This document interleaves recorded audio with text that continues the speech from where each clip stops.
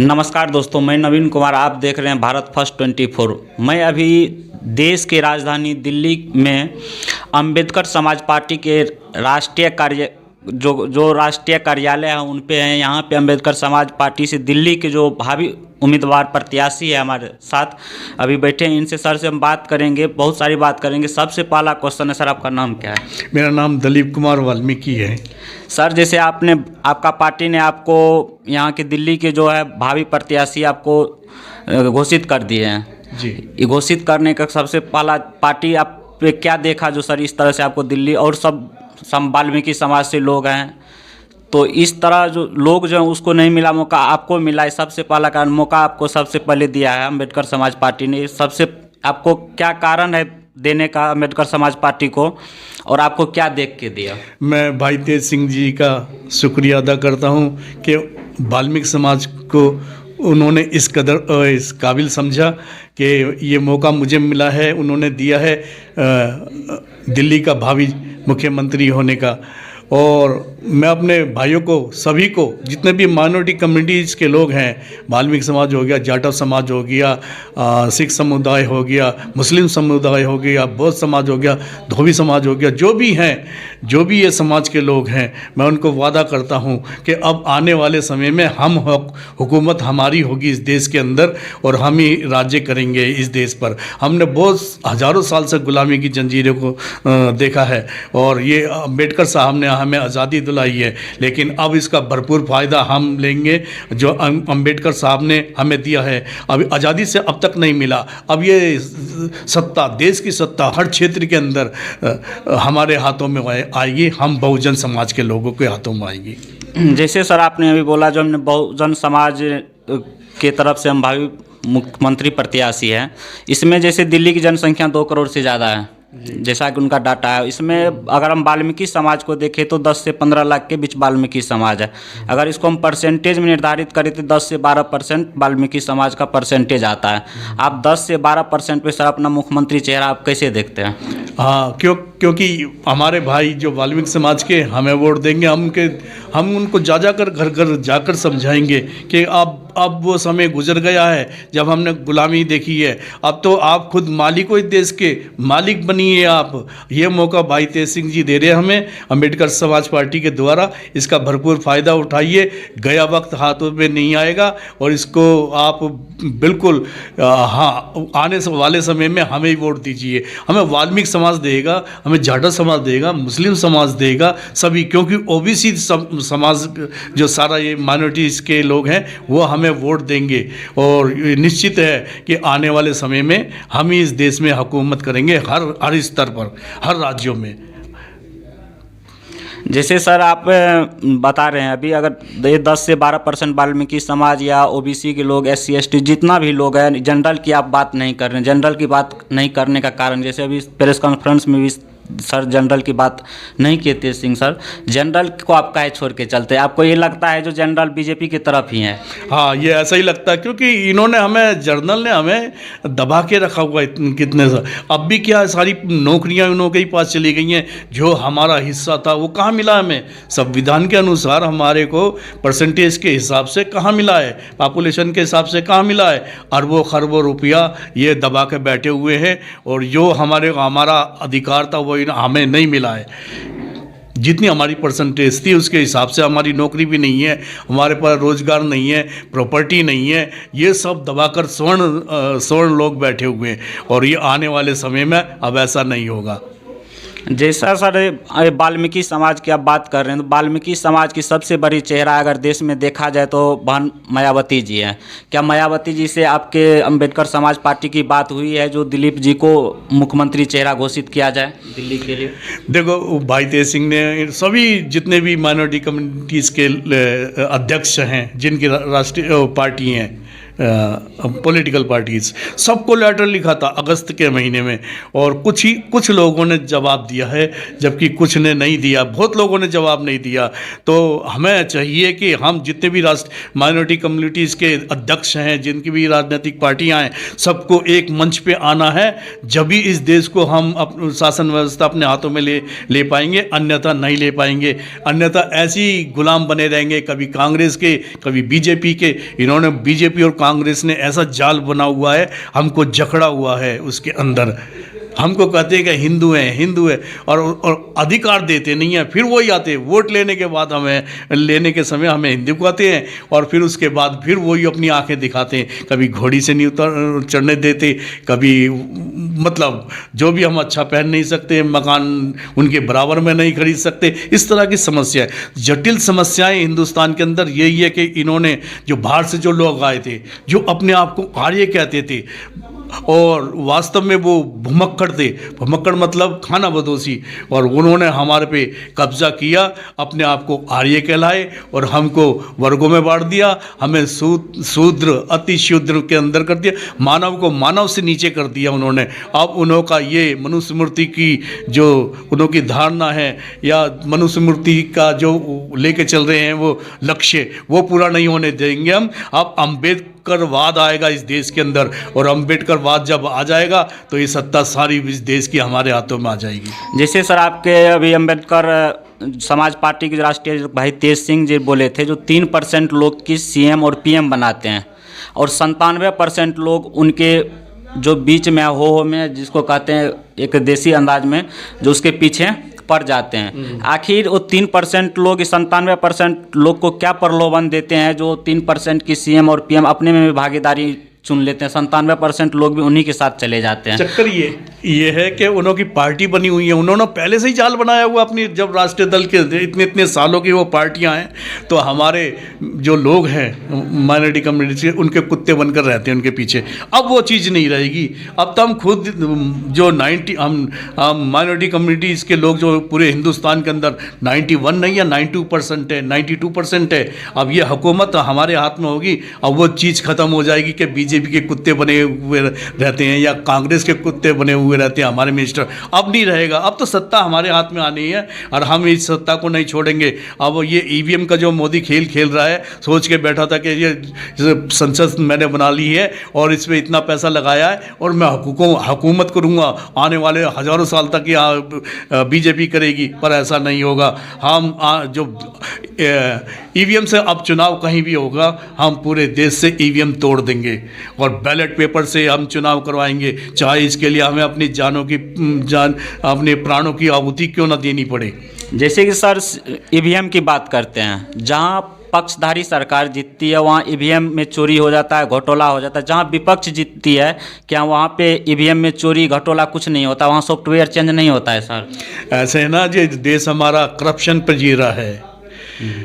आज़ादी के बाद करप्शन बहुत बढ़ी हुई है, हर स्तर पर करप्शन बढ़ी हुई है। जिसको भी पैसे दे के खरीद लो, बस खरीद लो किसी को भी। क्या करप्शन का इतना बोलबाला चल रहा है।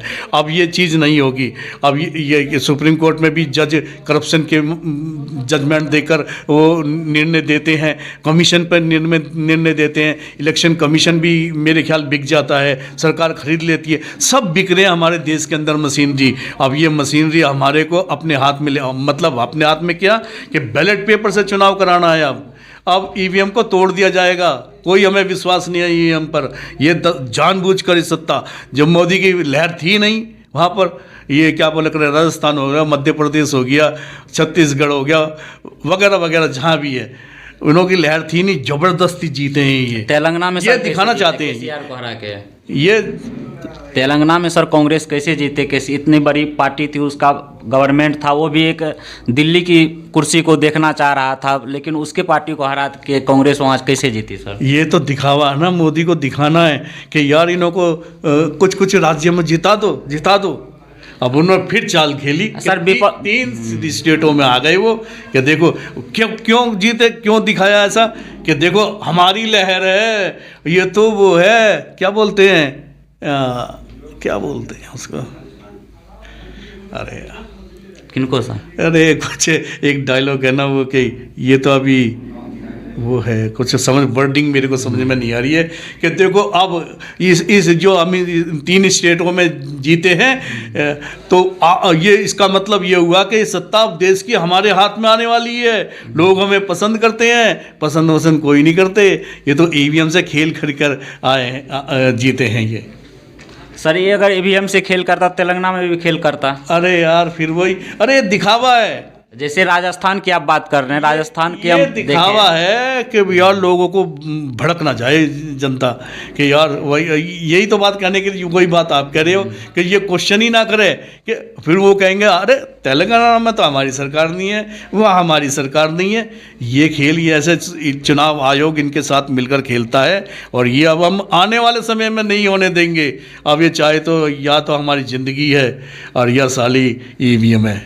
सर फर्स्ट टर्म में आपकी पार्टी देखें जो जनरल की बात नहीं करते हैं। जैसे आपने बोले जो हम जनरल में सब बड़े आदमी हैं, लेकिन जनरल जब हम लोग जाते हैं ग्राउंड पे एक पत्रकार के रूप में, वहाँ भी देखते हैं जनरल के लोग भी बहुत गरीब है। अगर कैटेगरी जनरल की बात की जाए तो वहाँ भी बहुत गरीब है। उस जनरल की बात भी वो जनरल नहीं करते हैं जिसको करना चाहिए। जैसे अभी आपने बहुजन वाल्मीकि समाज की आप लीडरशिप कर रहे हैं, उसी तरह जनरल की लीडरशिप में अभी RSS और BJP जैसे आप विपक्ष बोल रहे हैं या लोग बोल रहे हैं वो करते हैं। लेकिन जनरल में भी सर बहुत गरीब लोग हैं, उनको भी उस जनरल नहीं देखते हैं जिनको लोग 3% कहते हैं। देखो हम उन्हों को भी मौका देंगे। आप कह रहे हैं ना उनके जिक्र नहीं किया, स्वर्णों का भी जिक्र करेंगे हम। उनका जो जितने उसके परसेंटेज होगी, 3% है, 2% है, 2.5% है, जिसका भी होगा उसको हम उसका अधिकार देंगे, उसको भी देंगे अपनी पार्टी। अगर वो हमारे साथ शामिल होना चाहते हैं तो हम शामिल करेंगे। जैसे अम्बेडकर के साहब के साथ सवर्णों, कुछ बड़े बड़े सवर्णों लोगों ने भी साथ दिया था उनका। ये नहीं कि सारे सवर्ण एक जैसे होते हैं, ऐसी भी बात नहीं है। कुछ अच्छे होते हैं, तो जो अच्छे हैं, जो 2-3% हैं, उनको हम मौका देंगे पूरे देश में। एक ही जगह दिल्ली में नहीं, पूरे देश के अंदर उनको मौका देंगे जो ईमानदारी से मानव को मानव समझता है, जो देशभक्ति की भावना रखता है, किसी में ऊंच नीच का फर्क नहीं करता। ये बेकार की चीज़ है ये जातिवाद जो बनाया। जो ब्राह्मण अपने आप को ब्राह्मण कहता था, अपने आप को उन्होंने दूसरे को शूद्र तिथि शूद्र बना दिया, जो और एक को ऐसा मतलब कि इतना दरिद्र कर दिया कि उसको सारे संसाधन उसे छीन लिए। तो ये उन्होंने बहुत घटिया हरकत की थी या किया, अभी तक कर रहे हैं। अभी ऐसा नहीं होगा। अब अम्बेडकर बाद आएगा और अम्बेडकर की जीत होगी। अब इसके अलावा अब आर पार का सौदा है, या तो हम नहीं या मनुस्मृति नहीं।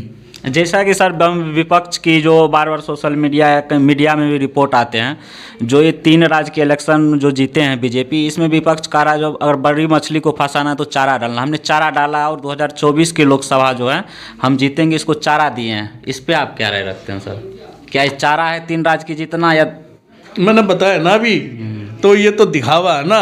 ये विपक्ष का रहा जो हमने चारा दिया है उनको बीजेपी को जीतने के लिए। हाँ। 3 राज्य, तो आप जैसे बोल रहे हैं 3 राज्य जीते, ये चारा है या फिर बीजेपी 2024 में लौट के आने वाली उसका चेहरा है? नहीं, अभी तो बताया ईवीएम का खेल है ये। लोगों ने इतना नहीं दिया वोट। आप लोगों से वहाँ पर पूछते, आप वहाँ पर लोगों की लोग हम मानते हैं सर, 1 मिनट मानते हैं कि भी नहीं है, तो ये क्या हो गया, ये तो उल्टा हो गया, ये ऐसा तो सोचा भी नहीं। लेकिन हम मानते हैं, लेकिन विपक्ष को कहता है चारा हमने फेंका उसको। चारा है कि चेहरा है? 3 जो राज्य जीते हैं बीजेपी, चारा विपक्ष उनको दिया है कि चेहरा दे दिया जो फिर से बीजेपी आई? यार तुम्हारा क्वेश्चन ही तुम पता नहीं क्या कर रहे हो। मैं बार बार कह रहा हूँ ये ईवीएम का खेल है। अब आप चेहरा कर लो बीजेपी का, क्या कर लो, बीजेपी ने क्या किया, अपोजिशन ने क्या किया। ये ड्रामा है सारा इलेक्शन कमीशन का, बीजेपी का, कि कहाँ पर हमें हारना और कहाँ पर जीतना है, कहाँ पर हमें कौन सा क्वेश्चन करना है, कैसे आंसर देना, पब्लिक को कैसे बनाना है, मूर्ख कैसे, सुप्रीम कोर्ट में कोई रिट पिटीशन डालता, कैसे उसका जवाब देना है, तो सबको दिखाना है। सुप्रीम कोर्ट से कह देखो वहाँ तो वो जीत गए जी, हमारी तो सरकार नहीं है, और यहाँ हम जीते तो वो कर रहे हैं, हम जीत गए तो जी वो ये हो गया, वो हो गया। ईवीएम का खेल हो गए, सब ड्रामेबाजी है। जैसा कि सर हम बात करें, केजरीवाल जी कुछ समय पहले ऐसे ही अपने तैयारी किए, उनके बाद उनको लोगों ने लगातार 2 बार मुख्यमंत्री चुन लिए और डायरेक्ट मुख्यमंत्री भी बना दिए इलेक्शन लड़ने के बाद। क्या इस तरह से आपके वाल्मीकि समाज और उन जो कैटेगरी के लोग हैं, ये 2025 में जो दिल्ली की विधानसभा इलेक्शन होगी, इसमें आपको चेहरा चुनेंगे? अब तो वो कब उसका केजरीवाल का खेल खत्म। अब केजरीवाल का खेल खत्म। हमारे समाज के लोग, वाल्मीकि समाज के लोग हमें, हमारे जाटव समाज के लिए मुस्लिम भाई हमारे को देंगे, सिख समुदाय हमारे को देगा और क्रिश्चियन लोग हमें देंगे। सभी जो माइनॉरिटी कम्युनिटीज़ के लोग हैं सब हमको अब वोट देंगे। ये सत्ता परिवर्तन होगा। जब तक देश में सत्ता परिवर्तन नहीं होगा हमारे आने वाली पीढ़ी गुलाम बनी रहेगी। हम क्यों बनने, अब नहीं बनने देंगे। हम अम्बेडकर ने हमें बहुत शिखर पर ला दिया है और हम उनके सपनों को अगर नहीं पूरा कर पाए, इस सत्ता को अपने हाथ में नहीं ले पाए तो नालत है हमारी ज़िंदगी पर। हम बहुजन समाज के लोगों पर डूब के मर जाना होगा यदि आने वाले समय में हम सत्ता अपने हाथों में नहीं ले पाए। अंबेडकर समाज पार्टी के जो मुख्यमंत्री चेहरा है अब दिलीप जी, इस पे आप पे जो पूरे दिल्ली के लोग हैं वो आप पे कैसे विश्वास करें, जैसे और सभी पे विश्वास करते हैं, अंबेडकर समाज पे किस तरह विश्वास करें जो अंबेडकर समाज पार्टी के नए भावी मुख्यमंत्री को वो चुने? क्योंकि अंबेडकर समाज पार्टी वो दलितों की तो पार्टी है। अब उन्हों को भी लगा हुआ ना, उन्होंने भी महसूस कर लिया ना, जो प्रगति होनी चाहिए थी हमारे समाज की, वाल्मीकि समाज की या जो भी SC/ST की, जो मुस्लिम की प्रगति होनी चाहिए थी वो नहीं हो पाई है। वो बहुत नीचे के स्तर पर है। तो अब हम उन्हों को ऊपर के पायदान पे लाएंगे। धीरे धीरे इस देश में सभी, जो मैं बार बार कह रहा हूँ, बहुजन समाज का राज्य आएगा। और जैसे कोई कहीं हर स्टेट में SC बनेगा, चीफ मिनिस्टर, ST बनेगा, और मुस्लिम बनेगा, सिख बनेगा, ईसाई बनेगा, धोबी समाज बनेगा। मगर हर राज्यों में अब इस तरह के बहुजन समाज के लोग चीफ मिनिस्टर बनेंगे, उनकी सरकारें होंगी बहुजन समाज के लोगों की। सर, आपके पास क्या मुद्दा है जिससे आप दिल्ली के लोगों को पूर्ण तरह से आप उनको प्रभावित करेंगे और आप अंबेडकर समाज पार्टी को वोट करेंगे 2025 के जो इलेक्शन? 24 में तो आपकी कोई अभी राय नहीं है जो चुनाव हम लड़ेंगे लोकसभा के?